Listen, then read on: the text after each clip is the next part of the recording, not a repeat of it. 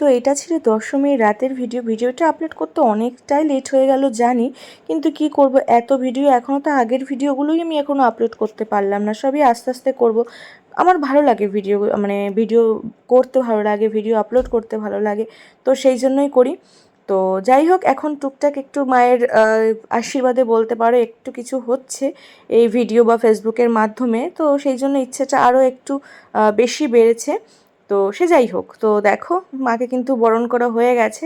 তারপরে এখানটাতে একটু সিঁদুর খেলছিলাম, আর আমি ফার্স্টে বলেছিলাম আমি আমার বরের হাত থেকেই সিঁদুর পরবো, তো একটু লজ্জা লজ্জা করছিল কারণ চারিদিকে এত লোকজন ছিল। তো যাই হোক, একটু ভিডিও করে নিলাম ছোট্ট করে স্পেশাল মুহূর্তটা। তো ওখানে সীমা, রাখি ওরা সবাই ওখানে ছবি তুলছিল, তো ওদের সাথে একটু সিঁদুর খেলে নিলাম। তারপরে ওখান থেকে বাড়িতে চলে এসেছিলাম, মাকে বললাম যে তুমি তাড়াতাড়ি করে রেডি হয়ে যাও, আমি সোনাকে একটু সামনের মণ্ডপ থেকে ঘুরিয়ে নিয়ে আসছি, কারণ ও বোর হচ্ছিল, অনেকক্ষণ থেকে রেডি হয়েছিল।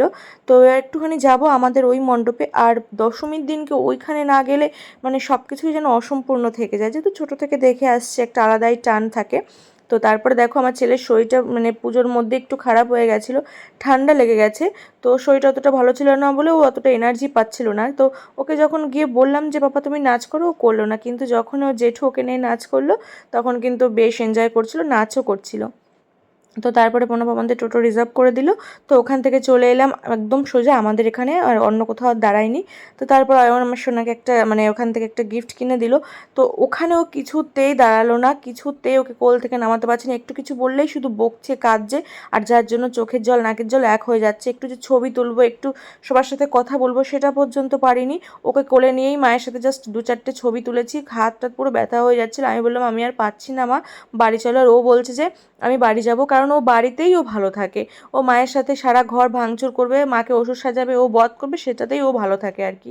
তো তারপর ওর জন্য একটু বাজি কিনে নিয়েছিলাম যাতে ওর মনটা একটু ভালো হয়। তারপরে আস্তে আস্তেই দেখলাম যে একটা বাড়ির ঠাকুর চলে যাচ্ছে, তখনই মনটা খারাপ লাগছে, হ্যাঁ দশমী বোধহয় সত্যিই চলে এসছে। তো তারপর এসেই দেখলাম যে আমাদের এই মানে বাড়ির সামনে যে বারোয়ারি মন্দির, সেখানে আমার বড় সব রোল খাচ্ছিল। তো আমি বললাম যে তুমি তাড়াতাড়ি এসো, আমাদের কটা ছবি তুলে দাও, কারণ আমরা ওখানে কোনো ছবি তুলতে পারিনি। তো আমাদের কয়েকটা ছবি তুলে দিল, আর ও দেখো বাবাকে নিয়ে চলে এসেছিলো, এখান থেকে কি একটা হাবিজাবি খেলনা কিনলো, ও বাড়িতে এনে ওটা কোথায় পড়ে গেছে ওই জানে। তো তারপরে ওখান থেকে কয়েকটা ছবি টবি তুলে আমরা চলে এসেছিলাম বাড়িতে এসে সোনাকে, মাকে, সবাইকে রেখে তারপরে আমি কিন্তু ওখান থেকে চলে এসেছিলাম আমাদের মণ্ডপে। তো ওখানে অনেকক্ষণ বসে থাকার পর ভীষণ খিদে পেয়েছিল, তো আমি আর আমার বর বেরিয়ে গেলাম। তো সব দোকানে খুব ভিড় ছিল। তারপরে এখানে আরেকটা মানে জায়গায় পুজো হয়, তো সেখানে গিয়ে একটু ফুচকা খেয়ে নিলাম, ফুচকা খেয়ে কয়েকটা ঠাকুর দেখেছি, সব কিছু আর ভিডিও করতে পারিনি। তো একটা ঠাকুর খুবই সুন্দর লাগলো, তো সেই ঠাকুরটা আমি ভিডিও করে নিলাম। তারপরে দেখো সবাই আবার চলে এসেছে, সবাই সব ছড়িয়ে ছিটিয়ে ছিল এদিক ওদিক। তারপরে সবাই এক জায়গায় হয়ে গেছে, এবার দেখো নাচ দেখো আমার বরের, সবাই মিলে ওখানে খুব মজা করছিল। তারপরে আর আমি বসে থাকি কেন, আমিও নাচ শুরু করে দিলাম, আমি, আমার যা, আরও পাড়ার যারা ছিল সবাই মিলে খুব মজা করেছি। আর দেখো এই দিনটা তো আর প্রতিবার মানে প্রতিদিন আসবে না, সেই আবার একটা বছর পর। তো ওই দিনটা আমরা খুব মজা করে কাটাই, আর আমি যদি না নাচি আমার বর আর আমাকে ঠেলে ঠেলে পাঠাবে, যাও নাচো।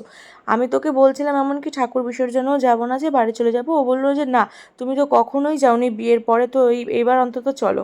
তো ওর কথাতেই কিন্তু আমি গেছিলামও। তো দেখো এখানে কতটা সবাই মজা করছে, একটু নাচতে নাচতে হাঁপিয়ে যে একটু বসবো তারও উপায় নেই, আর একজন গিয়ে এসে টেনে টুনে নিয়ে চলে যাচ্ছে, এরকম হচ্ছিল। তো তারপরেই দেখো আর একটা বেশ মানে খারাপ সময় বলতে পারো, এই যে এখনই খারাপ সময়, যে মাকে এবার নিয়ে যাওয়া হবে, মনটা সত্যিই খুব খারাপ লাগছিল। আবার সেই একটা বছর পর সবাই সেজে গুজে আবার এক জায়গায় হব, সে এই যে সব প্রতিদিন আসছিলাম সেজে গুজে সবাই একসাথে হচ্ছিলাম, খাওয়া দাওয়া, ছবি তোলা, খুব মিস করব।